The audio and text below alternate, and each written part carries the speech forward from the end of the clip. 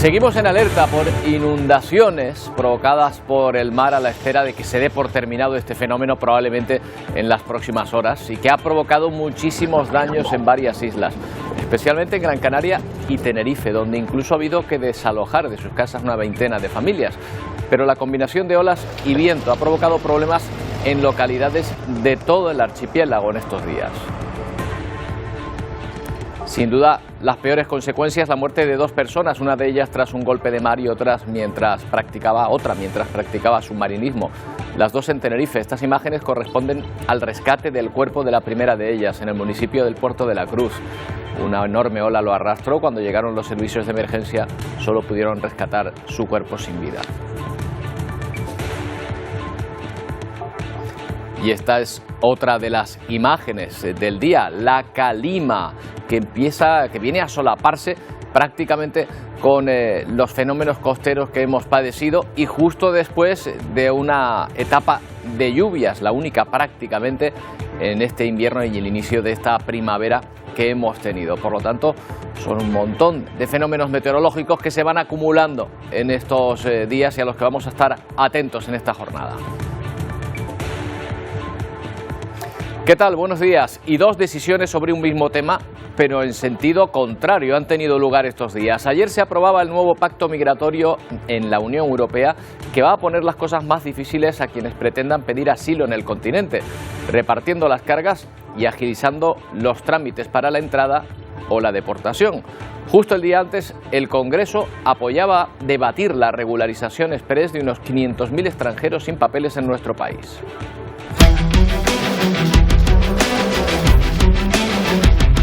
Adopted and therefore the first reading of Parliament is closed. La regularización en España pretende acabar con la pescadilla que se muerde la cola. Inmigrantes que no tienen papeles porque necesitan un contrato de trabajo que nadie le hace porque no tienen papeles. Al mismo tiempo, Europa trata de frenar el empuje de cientos de miles de migrantes que llegan cada año al continente con una política migratoria que ha costado casi 10 años aprobar y que deja muchos descontentos, unos por considerarla muy dura, otros por justo lo contrario. El acuerdo de migración y asilo incluye la aceleración del proceso en las fronteras y la posibilidad de que los países no fronterizos paguen para evitar recibir solicitantes de asilo. Una de las razones de este pacto está en la cercanía de las elecciones europeas. El Parlamento Europeo ha aprobado el pacto migratorio tras 4 años de intensas negociaciones y a 2 meses de las elecciones europeas. Es un pacto que garantiza el equilibrio entre solidaridad y responsabilidad, respetando los derechos fundamentales, dice la presidenta de la Cámara. El acuerdo busca reducir los tiempos en las fronteras y facilitar los retornos. Estamos en contra de este pacto migratorio porque las cosas se empeorarán. Las personas correrán aún más peligro, dice este activista, preocupado por la deriva de los partidos democráticos. Y es que este pacto no convence al 100% ni a un lado ni a otro de la esfera ideológica. La extrema derecha lo tilda de laxo ante la migración y la izquierda y el activismo social lo califica de ataque a los derechos humanos. También presentan dudas los especialistas. Las familias y los menores de edad estarán sujetos a procedimientos fronterizos, lo que aumenta el riesgo de ser detenidos mientras se procesan las solicitudes de asilo, dice este analista, que también advierte de un posible aumento de la negociación con terceros países para contener las llegadas.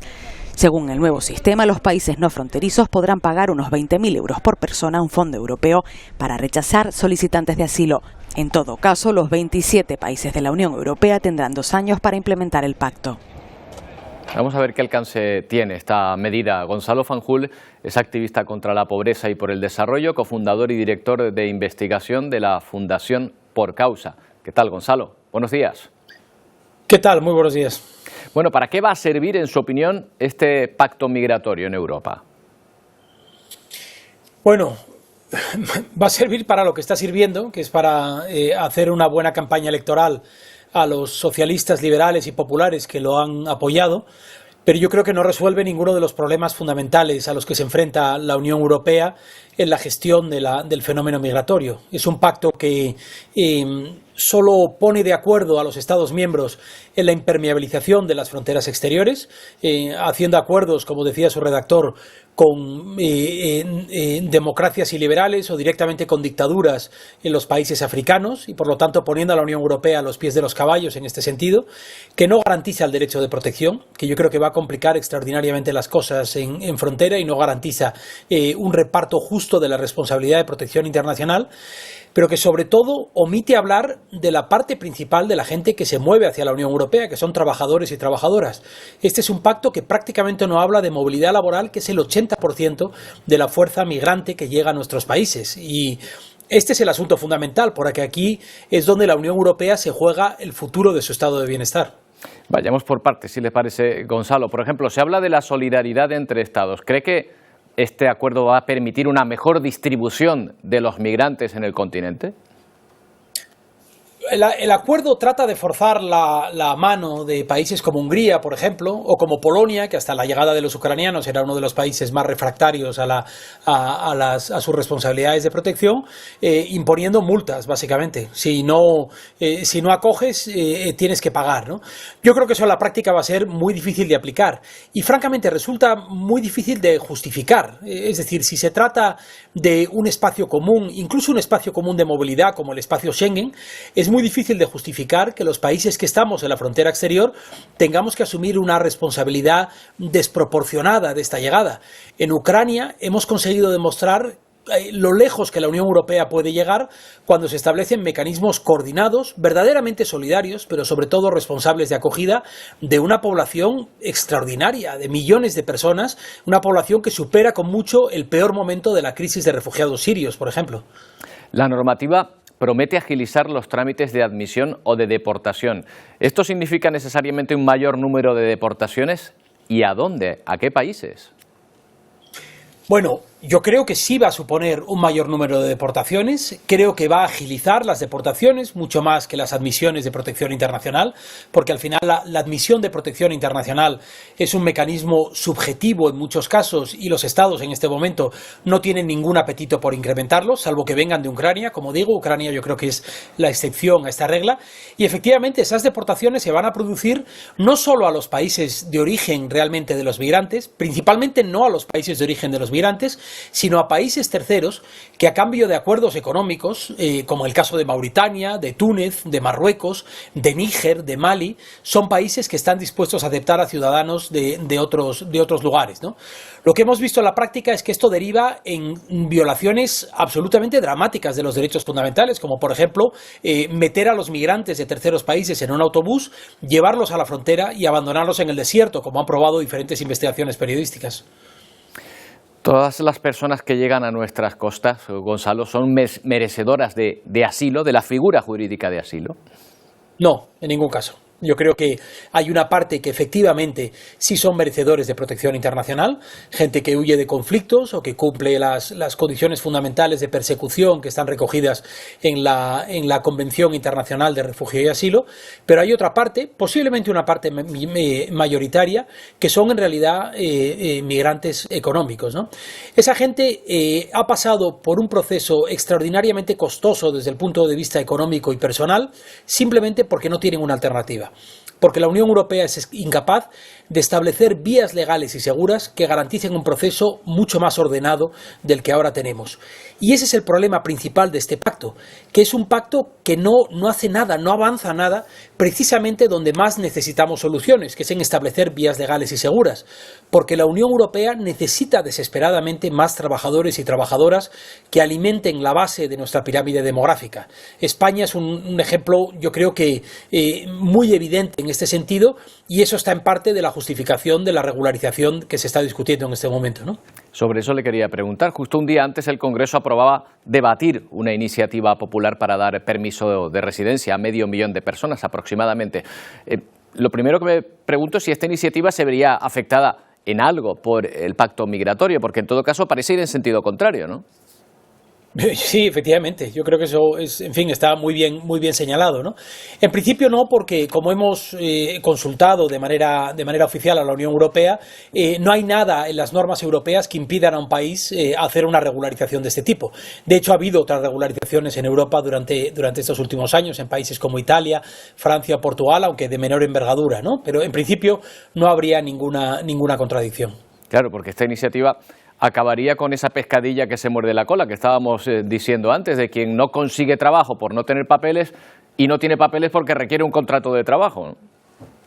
Bueno, la realidad es que la inmensa mayoría de los trabajadores y trabajadoras sin papeles sí tienen un trabajo. Lo que pasa es que están en la economía sumergida. Claro. Lo que no tienen es la posibilidad de estar protegidos por un contrato formal y de ejercer sus obligaciones en materia fiscal, pagando impuestos directos y haciendo contribuciones a la seguridad social, ¿no? La regularización está justificada yo creo que por muy sólidas razones éticas, por ejemplo, para proteger a cerca de 125.000 niños y niñas muy pequeños, para los que la irregularidad es una fuente de vulnerabilidad extrema, o para proteger a una mujer violada que no se atreve a ir a una comisaría a denunciar porque está en situación de irregularidad. Pero yo diría que las razones prácticas de interés propio son incluso más fuertes que las razones éticas. España está perdiendo cerca de 1.000 millones de euros netos anuales en contribuciones a los impuestos y a la seguridad social que podrían estar haciendo estos trabajadores. Son trabajadores que tienen una titulación para cubrir necesidades esenciales prácticamente en todas las categorías de cualificación de nuestro país, desde el sector de los cuidados hasta el sector sociosanitario. Conviene recordar a los oyentes que el 80% de estos trabajadores en situación irregular provienen de América Latina, no provienen de África. En realidad la irregularidad proveniente del estrecho de la ruta canaria es muy pequeña, aunque yo comprendo que es un desafío humanitario de primer orden para las islas. En realidad es muy pequeña cuando lo comparamos con las magnitudes fundamentales de la irregularidad en nuestro país, ¿no?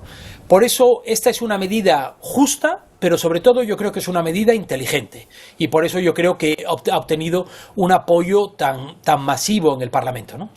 Gonzalo, un gusto hablar con usted. Gracias por prestarnos su tiempo. Buenos días. Muchas gracias a ustedes por su interés. Muy buenos días. Bueno, volvemos a Canarias. En este carrusel de cambios meteorológicos, tras las lluvias y bajadas temperaturas de hace unos días, estamos sumidos ahora en un calor veraniego acompañado de calima para colmo, sin que se haya terminado del todo el temporal marítimo que ha dejado 2 fallecidos en Tenerife, destrozos importantes y, Gema Padilla, también desalojos. Sí, buenos días, Roberto. Han sido 2 personas fallecidas en el mar en las últimas 48 horas. Un hombre que practicaba buceo submarinismo en la zona de Alcalá, municipio de Guía de Isora, y ayer un turista que cayó al mar, pero esta vez fue en la zona norte, en el municipio del Puerto de la Cruz, y no se pudo hacer nada por su vida. En cuanto a los daños materiales, como dices, han sido muchísimos, porque hay varios municipios afectados, sobre todo de la zona de la costa este de la isla de Tenerife. Los que más pues son el municipio de Candelaria y también el municipio de Arico, toda la zona de su litoral. De hecho, esta mañana estábamos allí en uno de esos puntos, en Las Maretas, y veíamos a todos esos operarios municipales pues limpiando las principales calles, las calles más pegadas al litoral, donde, como recordarán, ayer el mar entró con muchísima fuerza, incluso invadió varias de esas viviendas. Ahora lo que toca es hacer ese balance de daños. Están trabajando hasta ahora en distintos puntos de la costa este de Tenerife esos operarios municipales, recogiendo, limpiando todas esas piedras que la fuerza del mar, las olas, empujaron hacia la costa. Eso en cuanto a los daños materiales. En cuanto a las alertas, sí que les podemos dar esa buena noticia de que se acaba de desactivar, el gobierno de Canarias acaba de desactivar esa alerta por fenómenos costeros, así que ahora, Roberto, lo que toca es hacer esa evaluación de los daños que ha provocado el mar. Gracias, Gema. Efectivamente, esa última hora ya se había desactivado la alerta por viento y ahora acaba de desactivarse también la de inundaciones por fenómenos costeros. Vamos hasta Las Palmas de Gran Canaria. El barrio de San Cristóbal ha sufrido también, lo saben, especialmente la fuerza de este temporal. Sus vecinos siguen trabajando, Jessica Díaz, para arreglar los desperfectos. Buenos días, Roberto. Pues continúa movimientos en el barrio marinero de San Cristóbal, pero sobre todo movimiento de servicio de limpieza. La jornada de hoy ha sido más tranquila que la de ayer. Las olas han sido de menor tamaño y eso ha hecho que no entre tanta cantidad de agua en las viviendas. Aquí tenemos, por ejemplo, a uno de los vecinos, Enrique, que vive en primera línea. Buenos días, Enrique. Buenos días. Como vemos, le ha entrado, ¿no? Sí, suciedad a la casa. Entrado, sí. Le ha entrado agua, arena, alguna piedra y eso que ha protegido la puerta, ¿no? Sí, bueno, la tuve que proteger ya al día siguiente porque nos cogió a todo el mundo desprevenido. ¿Y qué puso anoche para que no le entrara tanta agua? Pues tuve que poner unos tableros con unos palos aquí atravesados para que no me rompiera otra vez y me entrara. Ya hoy, anoche no me entró tanta, me entró aquí. Bueno, ha puesto aquí barrera, aquí, pero también en el interior. Voy a pasar para que lo puedan ver. Sí, ahí en el interior, en la otra puerta tuve que poner... Porque la noche anterior, ¿hasta dónde le llegó el agua? Hasta dentro, de la última habitación. ¿Y ha tenido muchas pérdidas? No, pérdidas no, porque no me cogió nada, más bien ropa, lo que cogió una bolsa de ropa en el suelo, pero... Bueno, le ha destrozado la puerta a la entrada, eso sí, ¿no? Sí, eso sí. La puerta de entrada... Bueno, mi prima fue más perjudicada que yo porque a mi prima le rompió la puerta, la ventana y varias cosas ahí, se le llenó la casa de agua. Si quiere, ustedes pasan por allí y le hacen una entrevista. Perfecto, muchísimas gracias, Enrique, y que tenga una jornada más leve y que no vuelva a ocurrir, ¿verdad? Vamos a ver, bien. Gracias. Pues como pueden ver aquí en el barrio de San Cristóbal, como decimos, durante la noche el oleaje ha sido menor, eso sí, el agua ha entrado en viviendas, como hemos visto, como la de Enrique, y también llegado a las calles traseras, y eso que el ayuntamiento instaló, pues colocó bolsas de arena y varios muros de hormigón para evitar que el agua entrara en las viviendas. Y como decimos, gran operativo de limpieza para que el barrio este de San Cristóbal vuelva a la normalidad. Gracias, Jessica. Ya de hecho vemos que ha avanzado mucho esa labor de limpieza respecto a lo que veíamos ayer. Bueno, Las Palmas de Gran Canaria acoge este mediodía el acto de entrega de los Premios Nacionales de Innovación y Diseño 2023, un acto que será presidido por los Reyes. Isabel Baeza. Pues sí, Roberto, ya está todo preparado aquí en el edificio Miller de Las Palmas de Gran Canaria para acoger, como bien dices, esa entrega de los premios de innovación y diseño que, como decías, va a ser presidido por Su Majestad de los Reyes de España, don Felipe y doña Leticia. No van a estar solo ellos, también va a estar la ministra de Ciencia e Innovación, Diana Morán, y también por parte del Gobierno de Canarias, el presidente de Canarias, Fernando Clavijo, y el vicepresidente Manuel Domínguez. Son unos premios de innovación y diseño, estos los otorga desde hace bastantes años el Ministerio de Ciencia para premiar o galardonar a aquellas entidades que durante el año anterior se han distinguido por ofrecer una innovación de su producto a través del diseño. La novedad de este año es que se ofrece una modalidad de talento joven y son unos premios que tienen una dotación presupuestaria de unos 160.000 euros, aunque no todas las modalidades reciben dotación económica, sí al talento joven y sí a las pymes. Hay que resaltar que en las últimas horas la alcaldesa de la ciudad, Carolina Darias, ha querido destacar la importancia de que estos premios se celebren aquí en Las Palmas de Gran Canaria cuando se han celebrado ya en otros puntos de la geografía española. En definitiva, unos premios importantes, sobre todo por lo que reúnen aquí en Las Palmas de Gran Canaria a muchas empresas de alto nivel. Gracias, Isabel. Bueno, ya están los reyes, sus majestades, en ese acto. Hoy se celebra también la tercera jornada del juicio contra el español Daniel Sancho en Tailandia. El tribunal que lo juzga por la muerte violenta del colombiano Edwin Arrieta ha establecido estrictas medidas de seguridad para evitar que se filtre cualquier detalle. Desde Koh Samui tiene más detalles Jaime Santirso. Aquí en el Tribunal Provincial de la isla tailandesa de Koh Samui ha concluido este miércoles la segunda sesión del juicio contra el español Daniel Sancho, acusado de asesinar y desmembrar el verano pasado a su acompañante, el colombiano Edwin Arrieta. Las autoridades tailandesas han redoblado el secretismo alrededor del proceso judicial hasta el punto de que la mayoría de los actores intervinientes se han negado a hacer declaraciones, dada la amenaza de que hacerlo podría tener serias consecuencias judiciales. Aún así, algunos de ellos han podido comentar que que Daniel Sancho parecía en ciertas ocasiones tenso, incluso desafiante, a la hora de interpelar directamente a algunos de los testigos que han participado en esta sesión, personas que le vieron y que siguieron sus movimientos en esas primeras jornadas de Sancho en la isla antes de que cometiera el supuesto crimen. El abogado de Daniel Sancho, por contra, ha asegurado que su cliente se encuentra más tranquilo gracias a la presencia en la sala de su padre y de su madre, quien, a diferencia de ayer, han acudido ambos y le han acompañado en el proceso judicial, que continuará mañana en una tercera sesión antes de interrumpirse hasta la semana siguiente a causa del Año Nuevo tailandés que paraliza el país.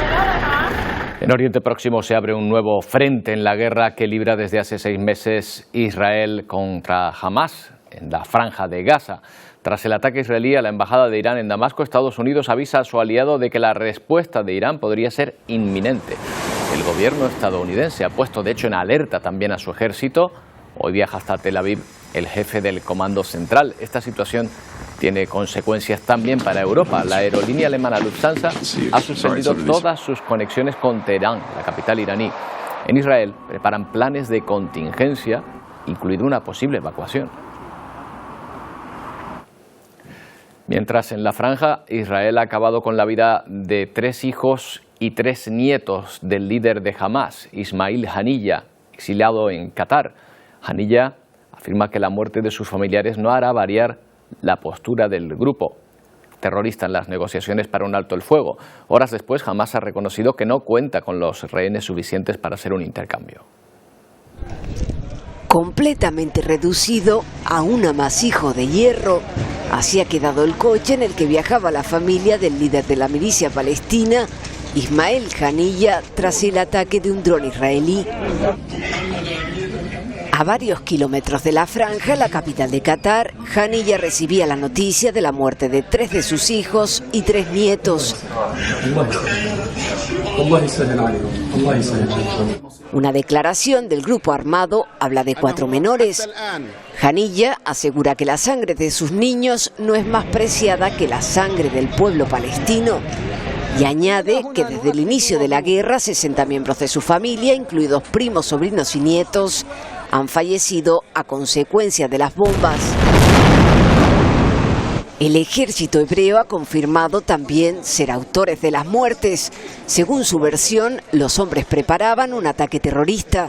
Las muertes se han producido en el campo de refugiados de Nechatí, en el corazón de la ciudad de Gaza. En el 7º mes de guerra, el número de fallecidos supera los 33.000. Desde Estados Unidos, Biden ha vuelto a presionar a Hamás para que acepte el último acuerdo para un alto el fuego. Pero la milicia palestina dice que no cuenta con los 40 rehenes necesarios para hacer un intercambio. Se cree que la mayoría de los casi 100 rehenes que siguen con vida son soldados varones del ejército israelí. Lo hemos estado viendo en estos 6 meses, las consecuencias devastadoras de la guerra. A lo largo de la semana hemos visto además las imágenes del antes y el después de la franja durante los bombardeos. Edificios reducidos a escombros, incluidos los hospitales. Miren cómo ha quedado el de Amal en Khan Yunis tras la retirada de las tropas israelíes. La Medialuna Roja ha publicado este vídeo para denunciar la situación a la que se enfrentan los gazatíes. Muchos sanitarios a los que Israel además acusa de terroristas han sido detenidos.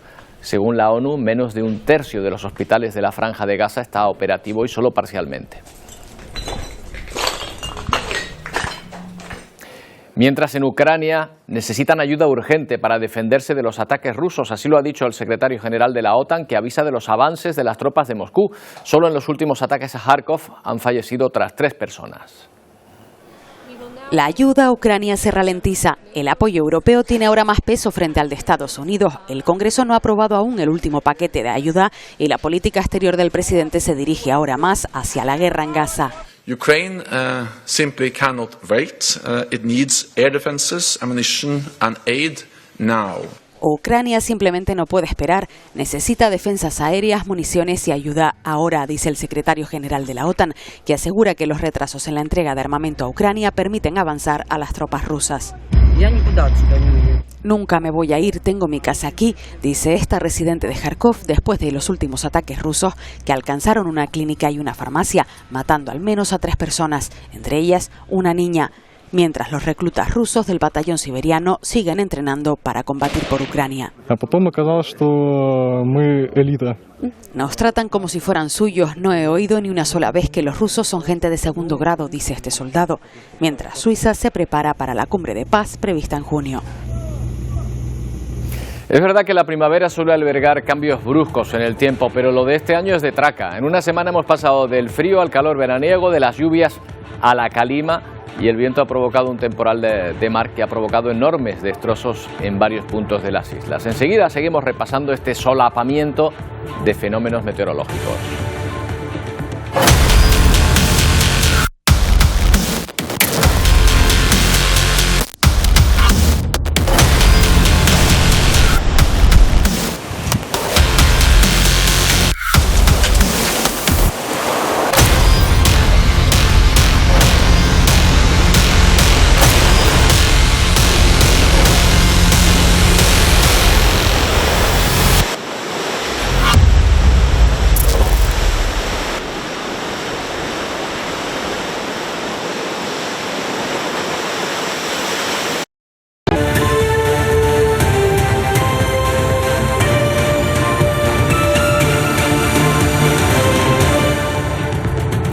Seguimos en Atlántico Noticias hablando de un tiroteo en el que ha muerto una persona y otras 5 resultaron heridas. Ha ocurrido una vez más en Washington. Lo vamos a ver dentro de un momento, pero antes continuamos pendientes de la situación meteorológica en las islas Fuerteventura. Es una de las islas que ha tenido problemas en estos días, en estas últimas horas, donde hace ahora mismo también más calor y no sabemos si más calima. Silvia Pérez, las temperaturas van a superar los 30 grados. Sí, buenas tardes, Roberto. Ya supera los 30 grados. Estamos en el interior de Puerto del Rosario, en el pueblo de Tefía. El termómetro marca los 30 grados, pero no solo aquí, sino en Pájara, uno de los municipios donde también hoy hay más calor. Ya se superan esos 30 grados. Hoy se espera que sea el día más caluroso de toda la jornada. Y como dices, la calima ya está presente. Nosotros en esta zona interior ya se puede ver pues, que las siluetas de las montañas apenas se definen porque la calima está haciendo acto de presencia. Según las previsiones, mañana mejorará, pero no nos vamos a librar de la calima en estos días porque el sábado todo apunta a que el índice sea mayor de calima. Hoy ya incluso se nota al respirar ya ese polvo en suspensión, pues está haciendo efecto en la respiración, así que desde aquí recomendamos a todo el mundo que esté en sus casas, que no permanezca mucho tiempo al aire libre porque la calima ha llegado para quedarse. Recordamos, hoy será uno de los días más calurosos. Aquí en Puerto del Rosario se superan los 30 grados y en el sur de la isla, en el municipio de Pájara, también está haciendo calor. Es verdad que la sensación térmica no es tan desagradable como en otras ocasiones porque la brisa ayuda a mitigar esas altas temperaturas, pero bueno, acompañado con la calima no es un día para estar en la calle, así que bueno, recomendamos a todo el mundo que se quede en casa, aire acondicionado y ventilador, porque hoy el día está para aprovechar a leer un libro y descansar refugiados en casa. Desde luego, Silvia, y eso que todavía estamos bastante lejos del verano, pero pendientes de la calima, el calor, también del estado del mar en La Palma. May Navarro está en la costa de Santa Cruz de La Palma. ¿Qué tal, May? Otro de los puntos afectados por el fuerte oleaje que azotaba en los últimos días el archipiélago ha sido esta zona de Santa Cruz de la Palma, conocida como el barrio de Maldonado. Como podemos comprobar, muchos vecinos tuvieron que tapar en las últimas noches tanto las ventanas como las puertas de acceso que daban directamente con esta zona de la costa, porque en otras ocasiones cierto es que el mar se les metía con bravura en el interior de las viviendas. Como vemos, ya ha pasado ese fuerte oleaje y vemos como el mar prácticamente hoy se encuentra no relativamente en calma, pero sí con menos bravura que días anteriores. Lo que destacamos en el día de hoy es la fuerte presencia de calima y las altas temperaturas en toda la isla de La Palma. Destacar los más de 30 grados que ya se registran en la zona norte de la isla de La Palma, así como que ya se superan los 30 grados también en el entorno del Valle de Aridane, como en la vertiente este, aquí en Santa Cruz, donde nos encontramos. Y ya ven, la presencia de calima, que es bastante intensa en todos los puntos de la isla de La Palma. Seguiremos muy pendientes a cómo vaya ya avanzando durante todo el día, tanto el estado de mar como el estado de la calima, así como el aumento de las temperaturas. Hay que ver qué mezcla de fenómenos meteorológicos, llama la atención. La calima nos va a acompañar toda la semana, pero los canarios no vamos a ser los únicos en padecerla, ¿eh? El pasado fin de semana también en la península recibieron polvo del norte de África, partículas que siguen viajando con el viento hacia el resto del continente europeo. Según los expertos, esta situación es realmente extraña. Los canarios la sentimos como nuestra, pero la calima recorre el mundo y últimamente llega a zonas que jamás habían vivido este fenómeno. Hace unos días la península ibérica volvía a respirarla y ese polvo, por raro que parezca, sigue de viaje hacia el norte.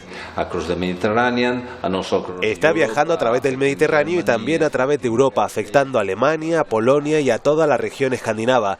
Explica el meteorólogo Ernest Wen, que asegura que es un acontecimiento extremadamente raro. Ahora en el continente europeo están descubriendo que la calima afecta a la calidad del aire y también a su día a día. Hay un impacto en la energía solar. El polvo en la atmósfera reduce gran parte de la radiación que llega a los paneles solares, explica el meteorólogo. El cambio climático podría hacer que la calima sea cada vez más viajera y que la veamos más sobre Canarias. El pasado invierno, por ejemplo, en el archipiélago solo nos libramos del polvo durante 12 días de los 91 que duró la estación. En Rusia y Kazajistán están teniendo serios problemas por culpa de las inundaciones. Fíjese que han tenido que evacuar a casi 100.000 personas. El río Ural ha crecido más de 10 metros, haciendo desaparecer zonas de la ciudad rusa de Orenburg. Las lluvias y el deshielo desbordan el tercer río más largo de Europa. El Ural crece 10 metros y a su paso por Kazajistán arrasa ciudades enteras. Aquí más de 97.000 personas han tenido que abandonar sus casas de manera urgente, dejando todo atrás, como le sucedió a este hombre que asegura que en 40 años no había visto inundaciones con consecuencias tan graves. La causa es un rápido deshielo, como explica esta experta, que recuerda que en primavera siempre reciben agua de la nieve que se derrite en los montes Urales, pero no de forma tan acelerada. El cambio climático hizo que la zona pasara de menos 0 grados a más de 18 en un tiempo récord, y el agua llegó a ciudades como Orsk, en Rusia. Este es el antes y el después de sus calles vistas desde el satélite. También en Rusia, en la ciudad de Orenburg, miles de personas tienen que ser evacuadas de sus casas en lanchas. El agua llegó en cuestión de minutos, explica esta residente, que asegura que solo tuvo tiempo de coger a su mascota. En medio de la devastación, esta familia se niega a abandonar su casa en Orenburg. Aseguran que no hay policía y no quieren dejar atrás sus pertenencias. De todas formas, añaden, tampoco tienen a dónde ir. También en el sur de Estados Unidos están sufriendo las consecuencias de un fuerte temporal que ha provocado tornados y lluvias torrenciales desde Texas a Alabama. En Luisiana, bomberos y policía buscan a varias personas entre los escombros tras el destrozo causado por un tornado. En Texas, el viento ha arrasado con viviendas y comercios y las lluvias han dejado numerosas localidades inundadas. En ese país, una persona ha muerto, otras 5 resultaron heridas en un tiroteo ocurrido en una zona residencial de Washington. La policía investiga el caso, preocupada por el aumento de los delitos en esa ciudad. La compra de armas ha aumentado en algunos barrios de Washington, algo que preocupa a la policía y más después del último tiroteo en el que ha fallecido un hombre y otras 5 personas han resultado heridas, entre ellas 2 menores de edad, 9 y 12 años. One woman and a 9-year-old boy was transported by EMS and DC Fire to area hospitals for treatment. La jefa de policía nos cuenta que los heridos no corren peligro. El tiroteo se produjo al atardecer cuando varios individuos salieron de un coche y comenzaron a disparar a la gente. La ciudad ha experimentado un crecimiento de la delincuencia con el aumento de robos en vehículos, tiroteos a plena luz del día y otras fechorías. Los efectivos de seguridad apuntan que están tratando de eliminar las armas de las calles. Our real-time crime center began investigating and provided images from cameras in the area to aid in this investigation. El caso se investiga y ya se analizan las cámaras de seguridad para identificar a los autores del tiroteo, una situación que preocupa y más después de otro incidente en el que un exfuncionario del gobierno Trump también fue asesinado mientras conducía su coche. Bueno, esto también es Estados Unidos. Han trascendido estas imágenes que les advertimos son duras. Después de un control policial de tráfico en Chicago, se ve como los agentes disparan casi 100 disparos en 41 segundos contra un sospechoso. Es verdad que el joven afroamericano les había disparado antes a ellos. Pese a que ya estaba inconsciente, los policías siguen disparando, incluso le esposan cuando ya ha fallecido.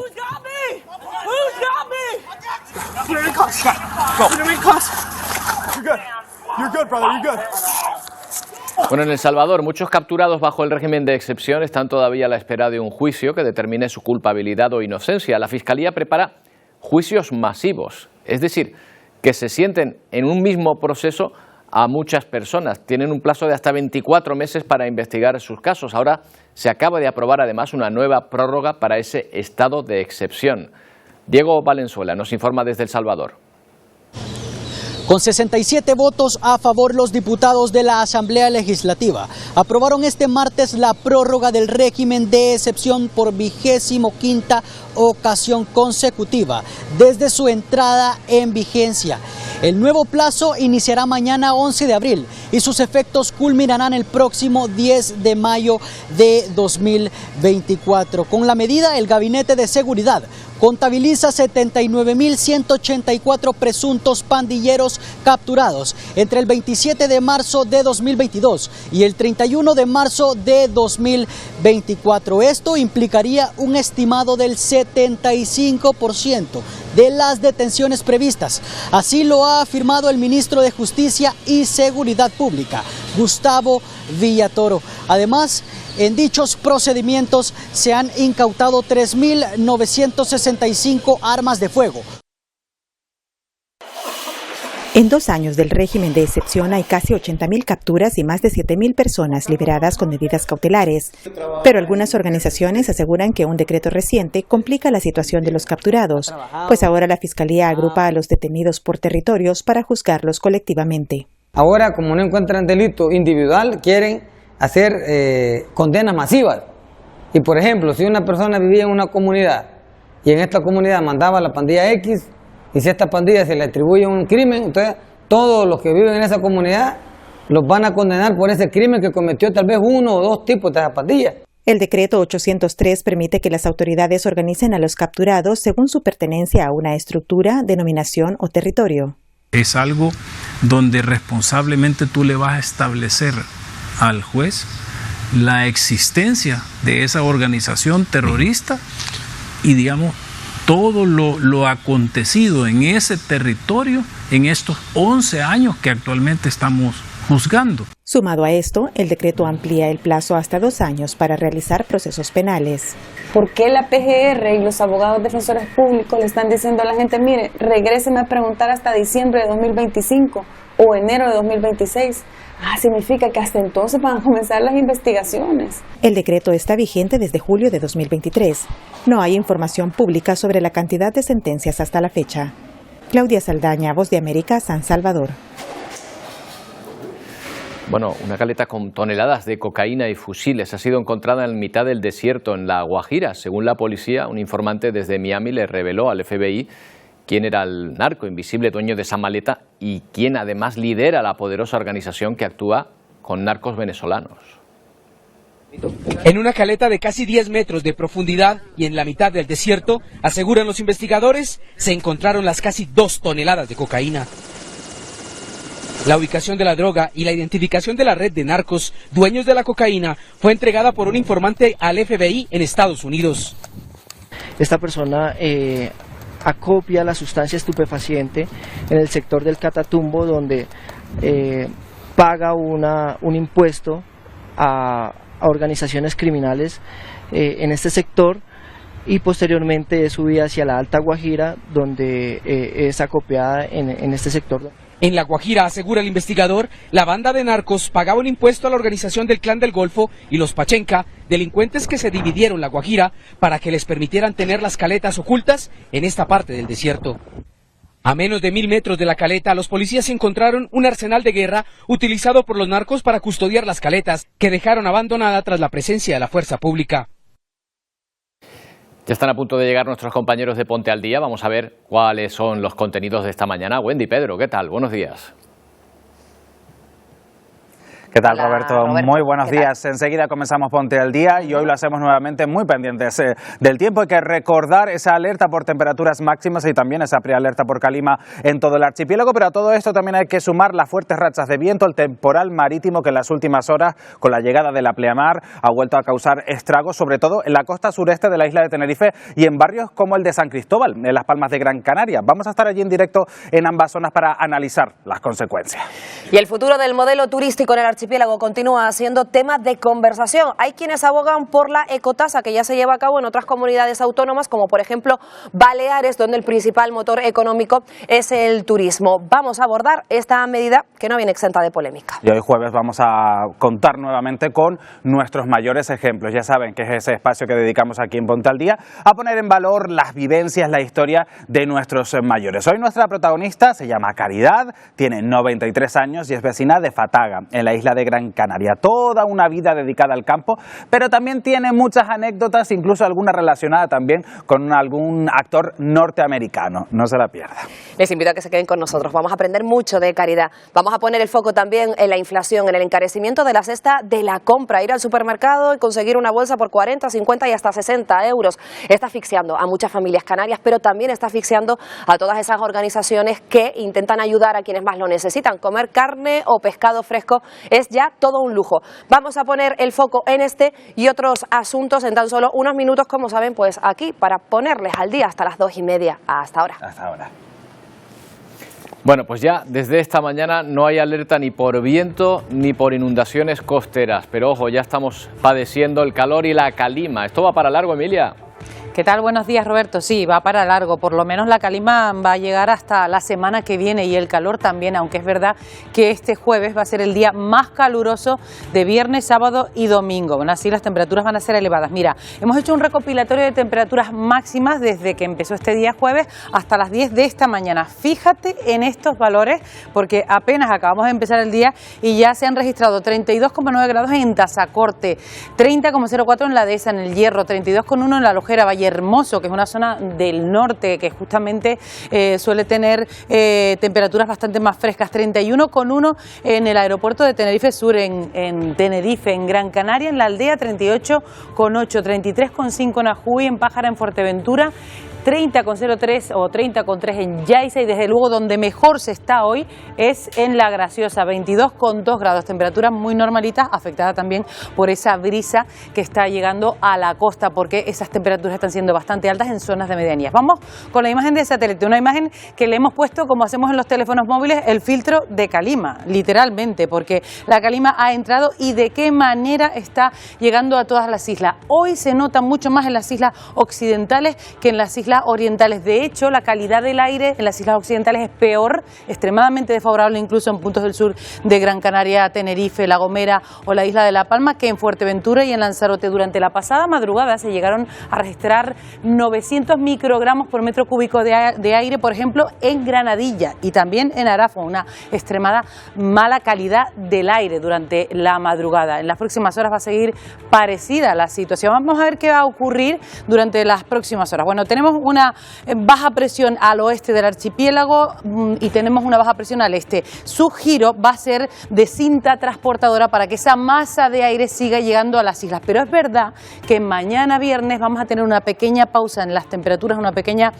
paréntesis, van a bajar un poquito, luego el sábado se mantienen así y el domingo podrían recuperarse. Están ahí bajando y subiendo ligeramente, muy pocos grados. La calima sí que va a seguir porque el viento sigue soplando del sureste, aunque también va a ser variable durante el fin de semana, así que vamos a tener esos dos factores garantizados. Para mañana, ¿qué está previsto en temperaturas? Pues las temperaturas van de nuevo a superar los 30 grados, por ejemplo, en sur de la isla de Tenerife, al oeste de la isla de La Palma, en municipios como Tazacorte, pues vamos a superar incluso los 34 grados, también en la vertiente sureste de la isla de Tenerife, más de 30 grados, 32, 34 grados también en el interior de Gran Canaria, como está sucediendo hoy, o en en el interior de la isla de Fuerteventura, pero este mapa no se parece mucho al de hoy, porque hoy sí es verdad que esos tonos eran más fucsias incluso, así que sí vamos a notar un ligerito descenso de las temperaturas.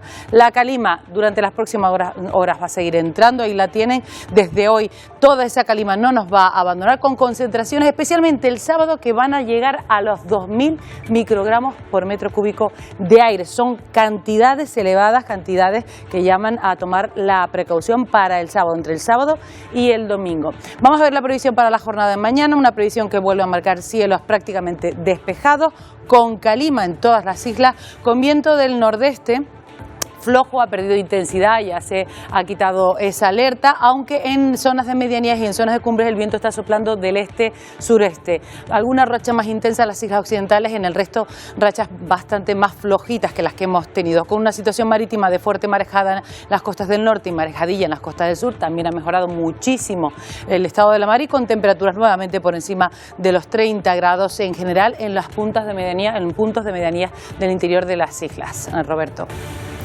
Pues nada, habrá que aguantarse un poquito, sobre todo con la calima. Hidratarse. Emilia, paciencia y hidratarse, efectivamente. Gracias. Hasta mañana. Bueno, nos vamos a ir con Shakira, que protagoniza ya no un disco, sino un cómic que acaba de publicarse con el título Fuerza Femenina Shakira. El cómic tiene 22 páginas, cuenta la historia de la cantante, explora sus raíces libanesas y colombianas y su acceso a la fama desde muy joven. Y ahí sigue, ¿eh? Con el cómic y la música de Shakira les dejamos. Volvemos mañana a partir de las 11 en una nueva edición de Atlántico Noticias. Adiós.